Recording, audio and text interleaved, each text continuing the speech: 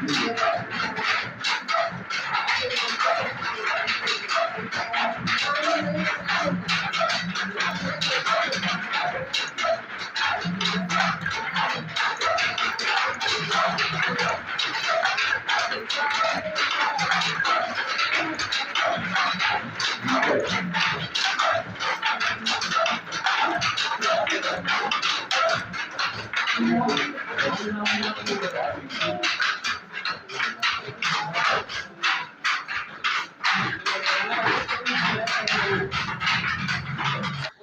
கூடிய 1000க்கு 650 ரூபாய், அதெல்லாம் 150 ரூபாய் பாவு போட போயிடும். மிச்சம் அவங்களுக்கு 1400 ரூபாய் தான். நாங்கள் எக்ஸ்ட்ரா கொடுத்தா அது வேற கதை.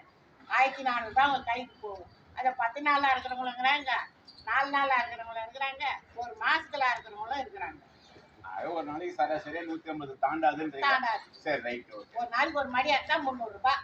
அந்த 300 ரூபாயில அவங்க சாப்பிடணும், அவங்களுக்கு செலவு பண்ணணும், அவங்க குடிக்கணும், எல்லாம் செய்யணும். அதுக்காக வீட்டுக்கு போய் அவங்க என்ன காசு கொடுக்க முடியல, பிரச்சனைங்க தான்.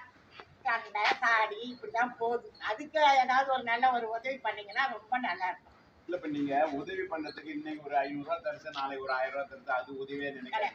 தொழில் பேரை மாத்தி ஏத்துங்க. இந்த தொழில்ல வந்து கூலி அதிகமா கொடுத்தா தரிநேரத்துக்கு வருவாங்களா ஜனங்க? இனிமேல் வர்றதுக்கு வயசானவங்க தான் வர முடியும். அறியாத பசங்க யாரும் கிடையாது.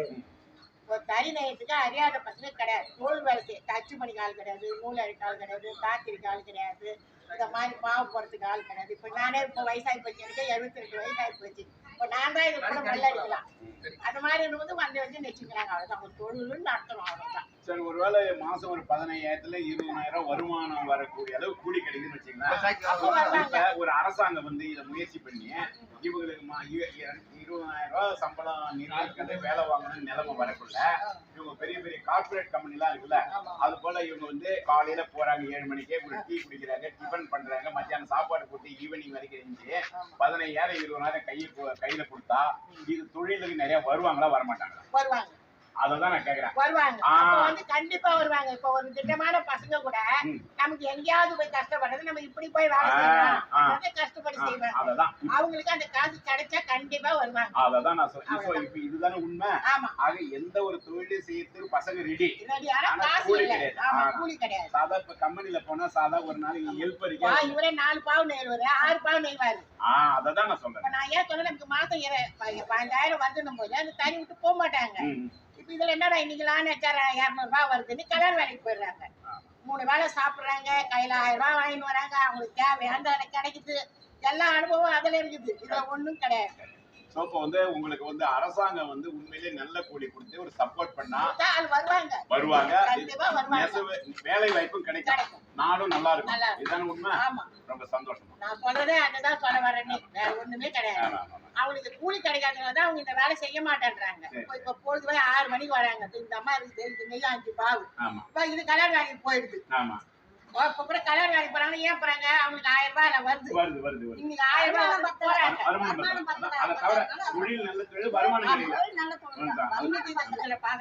கிடைச்சா இவங்களே போக மாட்டாங்க. அது ஏன் அவங்க போறாங்க? மாசத்துக்கு மட்டும் எப்படி பார்த்தாலும் ஒரு 20,000 ஆகும். வாடகை கொடுக்கணும், எல்லாம் செய்யணும், சாப்பிடணும். 5,000 ரூபாய் கம்மி கிடையாது வாடகை. அப்படின்னு சொல்ல வாடகை காலத்துக்கு நாங்க இதே நெக்ஸ்ட் இந்த தோல் 5,000 ரூபாய் சம்பாதிச்சு நாங்க சாப்பிடறதா வாடகை. அதனாலதான் நாங்க வெளியில போறோம். உங்களுக்கு வருமானம் கிடைக்கல. ஆனா சரி, இப்ப எல்லாருக்கும் வருமானம் கிடைக்கல, ஏன் உங்களுக்கு மட்டும் கிடைக்க மாட்டேங்குது? இல்ல, நெசவு தொழில்னாக்கா ஏன் உங்களுக்கு இதெல்லாம் ஒரு ஆர்கனைஸ் பண்ணி இப்ப விவசாயிகள் சில போராட்டம் நடத்தாங்க. ஒரு பேச்சுக்கு நான் சொல்றேன், நீங்க போராட்டம் நடத்த வேண்டாம். பட் நீங்க இந்த ஊர்ல பிறந்துட்டீங்க, இங்கதான் உங்களை வச்சாங்க எல்லாம் மேலதிகாரிலாம் பாருங்க. அவங்க யாராவது நீங்க ஏன் கேட்க மாட்டேங்கிறீங்க?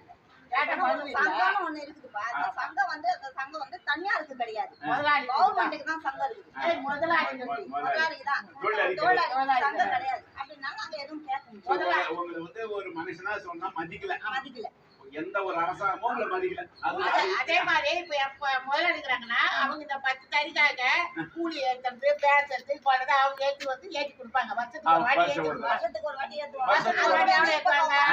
200 ரூபாய் ஏற்றுவாங்க. அது ஒரு 5%.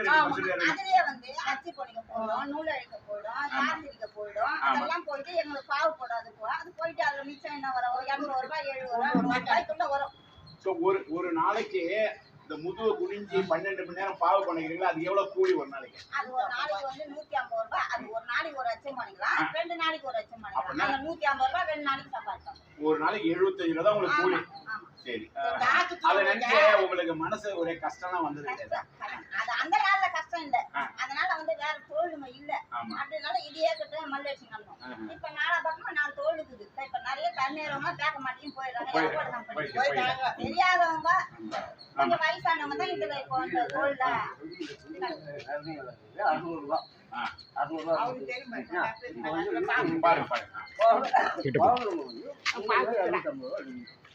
பாருங்க ஆமா. இது வந்து 60 ரூபாய்.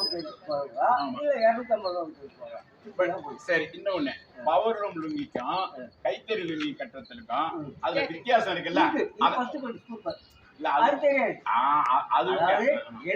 கம்மியா வருது, அழகான குவாலிட்டி நல்ல குவாலிட்டி ஜனங்களுக்கு தெரியல. அந்த குவாலிட்டிய விளக்கறதுக்கு ஆள் இல்ல. பவரும் கம்மியா இருக்கா? அதாவது இன்னொன்னு, அதாவது உங்களை மனுஷனா யாரும் வேல்யூ பண்ணல, அத சொல்லுங்க. மதிப்பில்ல, அதான் உங்களை யாரும் மதிக்கல. ஆனா நீங்க ஒரு அனாதையா வாழறீங்க, இதான உண்மை. அது ஓப்பனா சொல்லுங்க. உயிருக்காக செய்யறோம், வேற வழி இல்ல. வேற வழி இல்ல. இந்த வயசுல எங்க போய் வேலைக்கு போக முடியாது. குப்பை கொட்டி ஆகணும். ஆனா வந்து இது ஒரு நல்ல தொழில். அது உங்களுக்கு வருமானம். ரைட் இதை வச்சா ரைட். இப்ப வந்து வேலை